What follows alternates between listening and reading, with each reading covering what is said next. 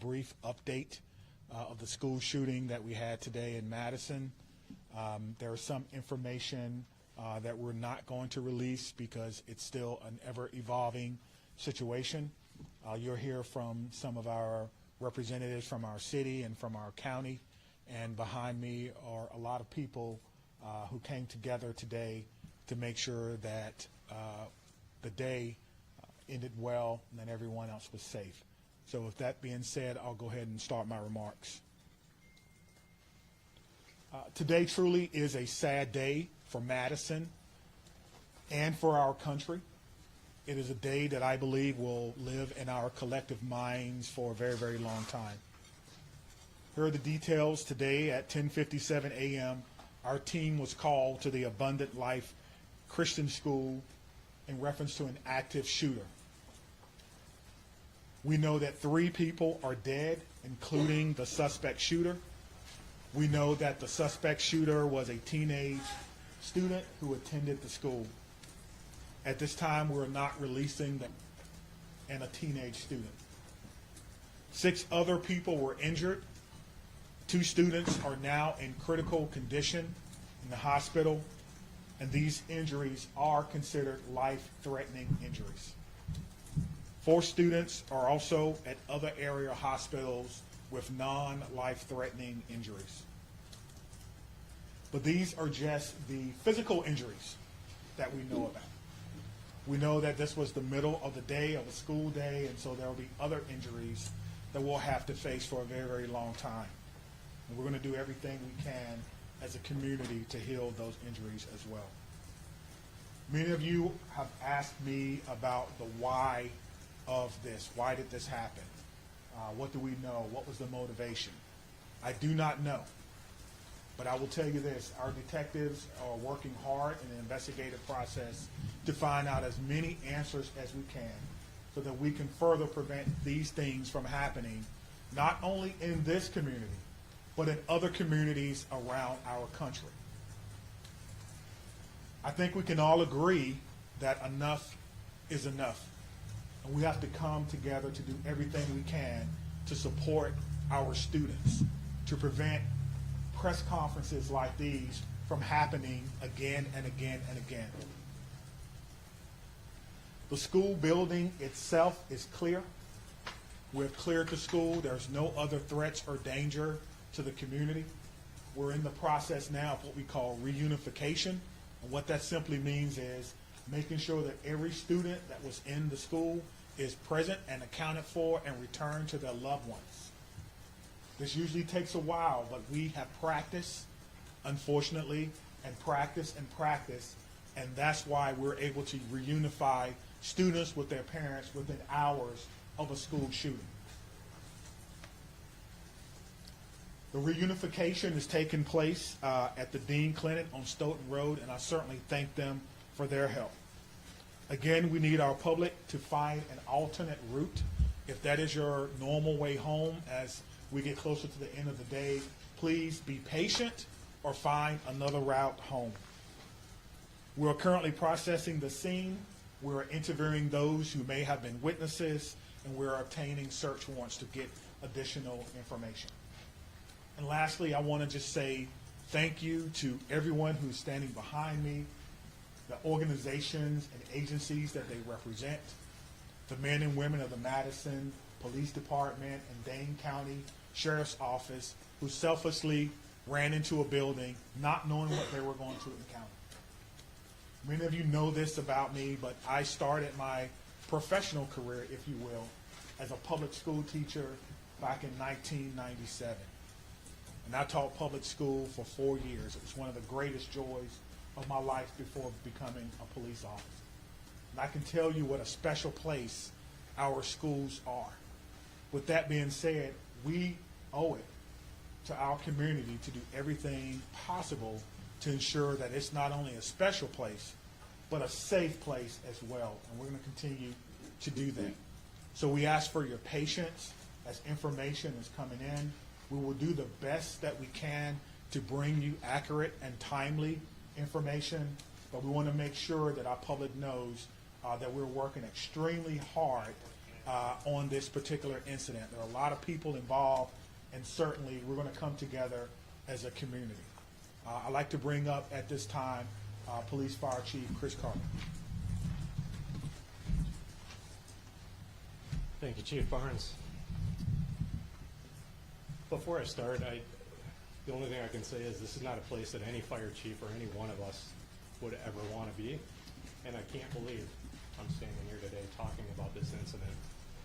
The fire department is a part of this community, much like all the folks standing up here with me today.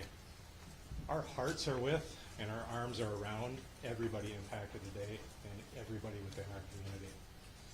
With that, I won't repeat the details shared by Chief Barnes, but I will share with you the fire department activity for today. Much like Chief Barnes mentioned, at 10:57, we were also dispatched with Engine 5 and Medic 5 to the same location. Throughout the course of the incident, we responded with 5 engine companies, 4 ladder companies, 15 ambulances. I would like to take a moment and share our gratitude for our county partners throughout a multitude of EMS and fire agencies that joined us in the response today. We also had 11 off-duty chief officers that came in on this response. It was a tremendous response from the fire department. We transported 4 patients to St. Mary's. We transported 3 patients to the University of Wisconsin hospitals. On the arrival of our crews, I can say my gratitude to our membership for what they did and their selfless actions today. It's hard for me to place into words what they ran into as well. They did that immediately, they did that selflessly, and within a course of 15 minutes, from the first transport to the last transport, all the patients were on their way to the hospital. So to our membership within the Madison Fire Department and within all the emergency services, my gratitude, my recognition of the work that goes into this, the training that went into this, that again, we had hoped we would never have to put into practice. One more time on behalf of the Madison Fire Department, our hearts are with you, our arms are around you, and we will be with you throughout the duration of this. So at this point, I'll step aside, turn it over to the mayor. Thank you, Chiefs, both of you. This is an incredibly sad day for our community. As you've heard, there is no danger to the community at this time, but our entire community has been impacted by this tragic incident. On behalf of the Common Council and the City of Madison staff, I want to offer our heartfelt condolences to the victims and families and to the whole Abundant Life community. Our focus now is on supporting them and supporting the victims and their families. And we will continue to do that through the coming days and weeks. I also want to thank our first responders, the police, fire, the medical staff, for their quick action and their life-saving efforts. As you've heard already, this is a whole of government response. It is not just police and fire. It is not just City of Madison. We have folks from all around the county. We have folks from multiple agencies engaged in both the initial immediate response and the ongoing support, and will be engaged for days and weeks to come.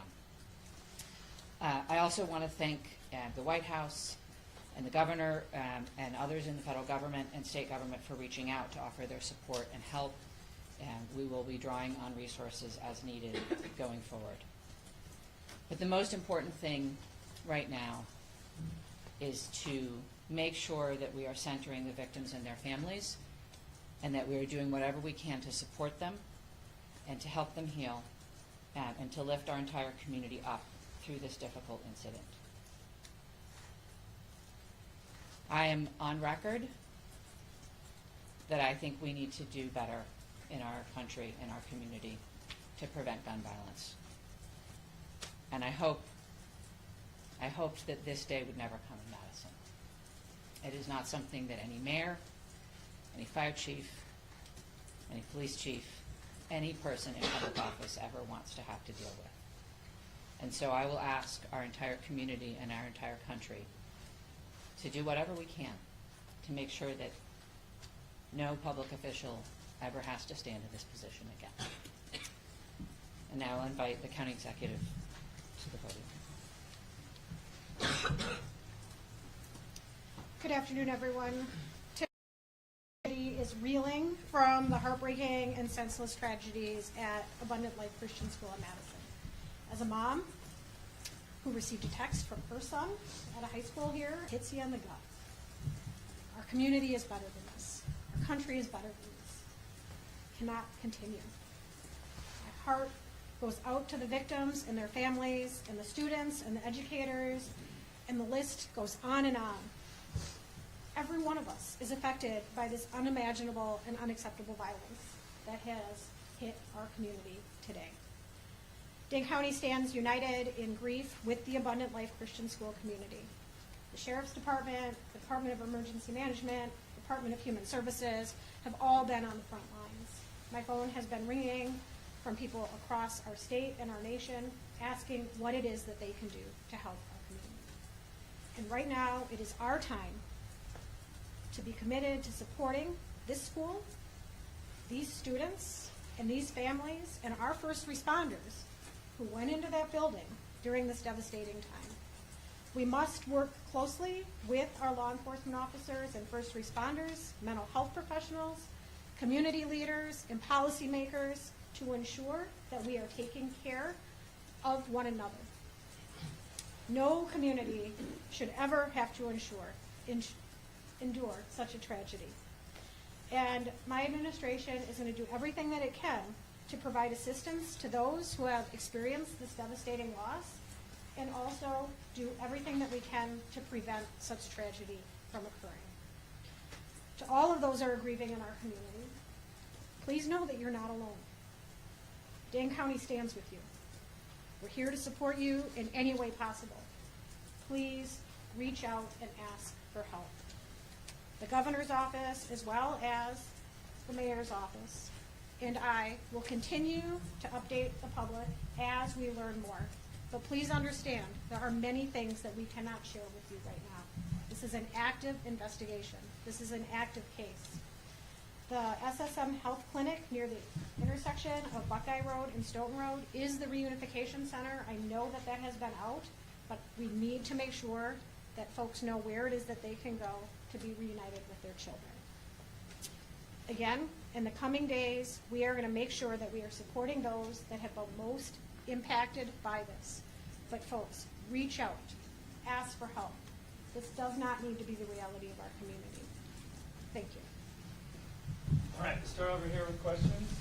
Can you tell us, how did this unfold? Can you give us a bit of a timeline, how you officers got Sure. We received a call at approximately 10:57 a.m. Someone from the school called 911 to report that there was an active shooter. That means something different to us, obviously. There's different protocols that go out, tone alerts even. So that is that our training center is about 3 miles from there.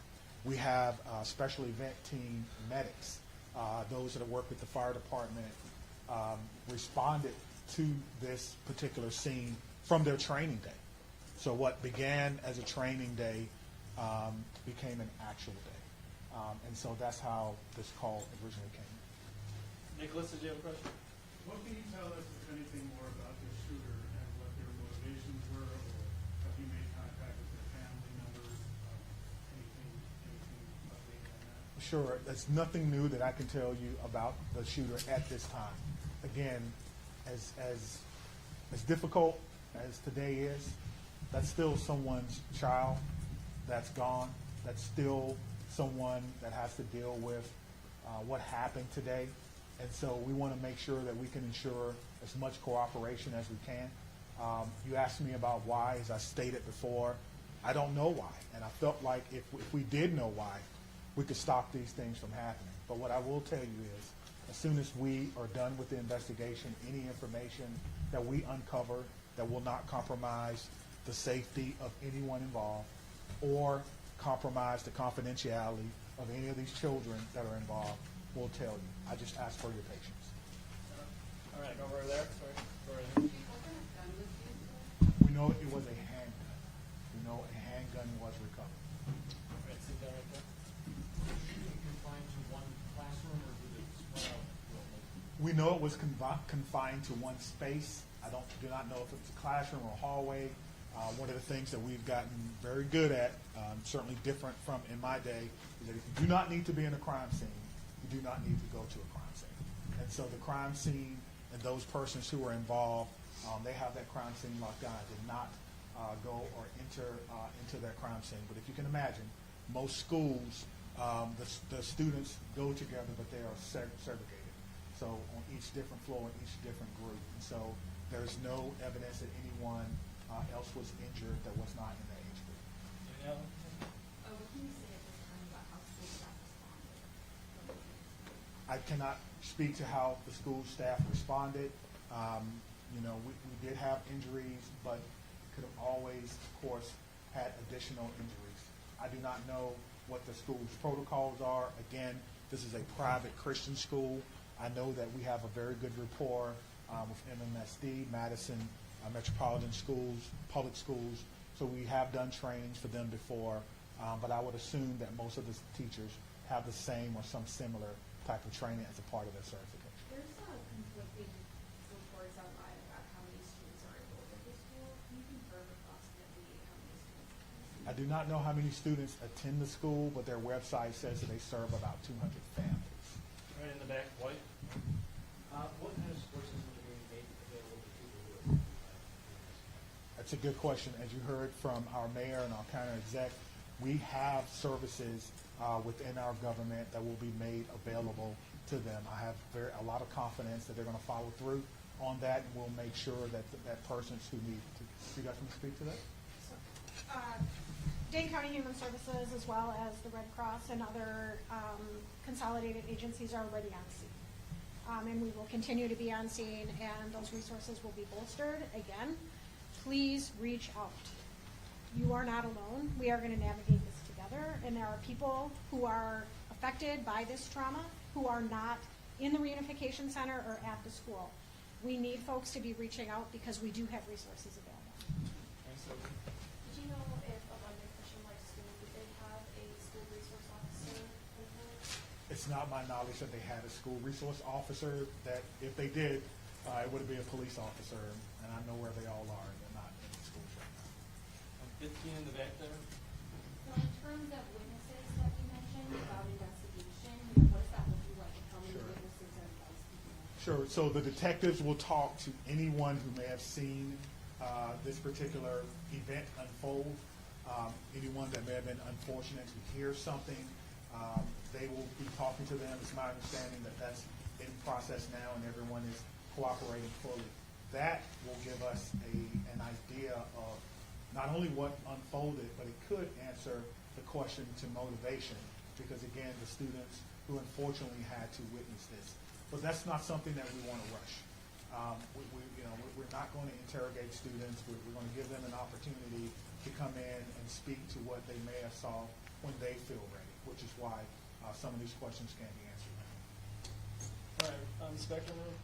How do you reassure the community that it's still okay to go back to school? I mean, everybody's got kids, and I think, maybe it happened at this school, but there's everybody that's got kids anywhere, right? This is in Dane County, it's gonna be hard. Yeah, I think you're asking me, how can I say 100% that no child will ever be harmed in school? I can't. No police chief can. But all I can tell you is that we have systems in place so that if something happens, we can respond like we did today. I can tell you that our mayor and our county exec has committed resources to not only public health, but also mental health. I can tell you that every teacher that I've ever had contact with at MMSD cares deeply about their students. Every staff member, I talk to staff members all the time who tell me things that are going on in the schools and want to do whatever they can, even if it's unanonymity, to let me know that they want to have a safe school. So my reassurance to the public is that if you see something, say something. If you know someone who may be going through a difficult time, please reach out to someone. And I think what I can do is make sure that our police department is transparent and open and honest and inviting for people to call and give information. I think MMSD does an excellent job of that. And the same thing can be said for any other private school. If you want to give information or you need someone to talk to, I can promise you we'll have someone there to get that information. right there? Understanding that this is a private school you may not be as familiar with, what are the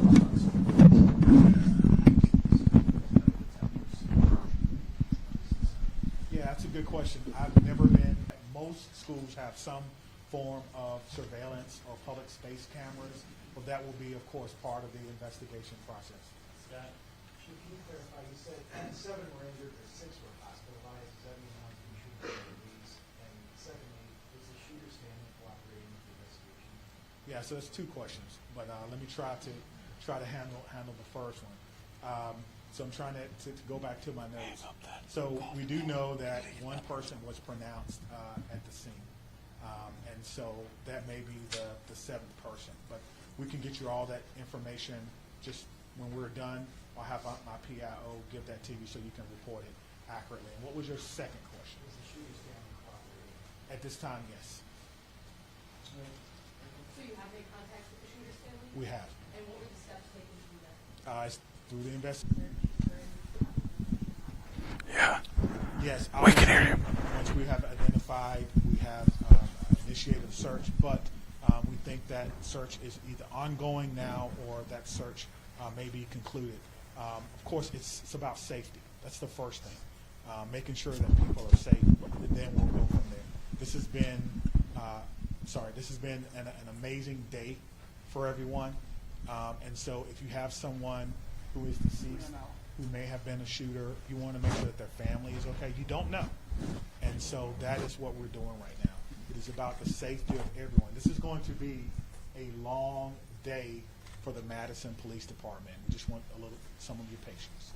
Are you aware, had the school had any prior threats? And then just, jumping off of that, do you know if the shooter had any prior contact with law enforcement? We do not know that the shooter had any prior contact with law enforcement, but I did do a check of the school. There were some calls, but they were like 911 hang-ups, things of that nature. There was nothing that suggested that the school was a place that violence would occur. Chief, earlier that you mentioned that the shooter died of a self-inflicted burn. Did that happen before officers arrived at the school, or when the shooter saw officers coming into the school? Yeah, so let me say that the cause and manner in which the shooter died will be determined by the inmate. But what I can tell you is the shooter was dead upon our arrival, police department arrival, and no officers fired their weapons. Okay? Lucas, what are these search warrants you're executing? Are they at the residence or like the device the shooter had? What do you, I'm sorry. The extent of the search warrant. Yeah, so the extent of the search warrant is to be able to go in a place that we don't have permission to be in and make sure that everyone is okay. And then if there's any evidence that we think we need to collect, we could only do that with the use of a search warrant. And so, again, we have to determine if there is evidence that we will need. Everyone wants to know what led up to this. Are there any additional threats to public safety? Is this person or was this person by themselves? There are a lot of questions that we want to answer, but we have to answer the safety questions first, and then we'll move on to some of the more investigatory questions. Are you in possession of any of the shooter's devices? I am not, no. Stephanie? I'm wondering about metal detectors. You mentioned in the first meeting that you were not a fan, but I know this school probably doesn't have them, and do you know other schools that do? Do you think that that's something we should start talking about, metal detectors in schools? I guess the question is, would you want your child to go to a school with or without metal detectors? I can't answer that. I can't. Right now, it's not Yeah. without them. Yeah, absolutely. So the idea is to create the safest environment without metal detectors. That is my answer. Chief, this was a shooting at a Christian school right before the Christmas holiday. Can you address the impact of that? And is the Christmas holiday at all, in your belief, related to as a motivation for the shooting? Yeah, so to the question of motivation, we don't know why, but to the question of so close to Christmas, we have a lot of people going to be impacted. If it's a Christian school, then obviously our holidays, our Christian holidays are very important to the students, very important. It's a time for family. Students probably getting ready to go out on break, and now the break will be a little less about celebrating Christmas than more about celebrating perhaps friends and loved ones and staff members who perhaps lost their life. That's why I'm asking everyone to, of course, keep Abundant Life Christian School in your thoughts and in your prayers, and we're couple more. Okay, real quick, Phoebe, So it's a private school that they probably like the value system, so what has this revealed about maybe gaps in security or training for staff? And is that something you're thinking about whether schools that are private or state funded wanting to do, with public schools when it comes to safety? Well, what I'm telling you is that in 1997, I began my professional career as a public school teacher. I taught history for 4 years before becoming a police officer. So I did not get far enough to take courses in administration and budgeting of schools. I don't know what governs private schools, if they receive money, where that comes from. That would probably be a question that you would probably need to ask someone who's more intimately involved in the school system and what their requirements are if they do receive that. But you could probably compare what has happened or what goes on, their security measures, with the security measures of any school in MMSD, and then that will may give you an answer. That's a very, Just one very quick follow-up. There, as you know, there has been some criticism of the law departments and their response to these school kids, and it's particularly involving. How did that inform your game plan today, and how quickly were your officers able to get over this? What were they told to do? Sure. We train on this, as I spoke about earlier. When officers arrive on the scene, they immediately go in, which we did in this case. Stop the threat, stop the killing, find the killer. That's how we train, and that's exactly what we did today. There's no waiting. There's no coordination of who's in charge. Everyone knows exactly what to do. I spoke about this earlier. We train on this constantly. Our commanders, including the fire chief and I, was in a commander's training less than 2 weeks ago, going over this exact same scenario for another fictional location. And so all of that came into play today, and our officers performed extremely well based on their training and based on the expectations that they know exactly what to do. Stop the threat, stop the killing, find the threat. Chief, was the, can we just do one more? What was the- Whether this was a current student? Hold on, right here. Thank you, all. Yeah. I think the questions have been asked, and we're straying a little far from what's most important at this point in time, and that is the victims and their families. I have 3 things to add. First of all, there is a lot that our community can and will do in the coming days to support the victims and their families, and we will have more information at future briefings. If anyone, and I would urge you all to include this in your stories, if anyone needs mental health support as a result of this incident and the coverage of it, I encourage them to reach out to 988 by phone or text and to get the mental health support that they need. It is incredibly important that we take care of our community in this very difficult time. We all have a role in preventing gun violence. Our entire community needs to be part of the solution here. There are many things that we can do, and we can have those conversations in coming days. But first and foremost, what needs to be a priority for all of us is supporting our young people. And that is where our community's attention needs to turn at this point in time. The police department, the fire department, the city, the county will share additional information about the investigation as it becomes available. But I urge you all to help our community find resources to support their mental health and to find resources to support the victims and families at this time. Thank you all. It'll be at cityofmadison.com. Me, Stephanie, and Cynthia will stick around and answer any other questions, but that's all. Let me say just before I go, because the mayor mentioned that this was a whole of government response. It certainly was, and there's so many people that we want to thank. We cannot thank everyone, but it's also a whole of law enforcement response. Even though we are in different agencies, we all have the same training, and so I want to thank our partners with the FBI who are here with me today, partners with the ATF, Dane County Emergency Management. Of course, we already talked about our fire department. We've got calls from the Attorney General of the United States, Wisconsin State Patrol, our governor's office, State Patrol, Monona, as well as our sheriff's office. I know I may have left someone out, but thank you for how you responded, professionally, quickly, and according to the way that we all trained, and it all came together to ensure that no other persons were hurt. Thank you. Chief, could you just say what time you guys made entry? We just want to nail that detail down. 10:57. That's the time you made entry. Made